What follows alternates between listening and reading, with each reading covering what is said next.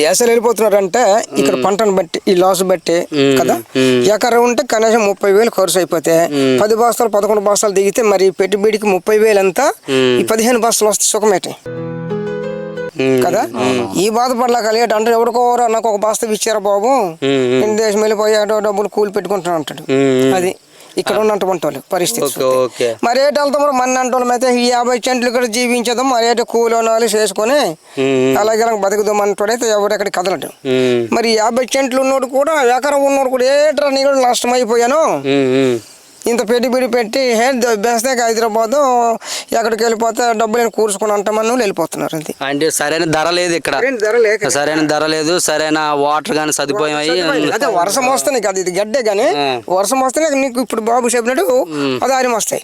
లేదంటే అప్పటికే కానీ వాన తగ్గు నీరు పెట్టుబడి తక్కువ వస్తే 7 బస్తాలు అక్కడ ఎక్కువ రాదు, ఇంకెక్కువ పడదు. ఇంకా అంటే కొంచెం నీటి సమస్య అనేది ఎక్కువ ఉంది ఇక్కడ. ఈ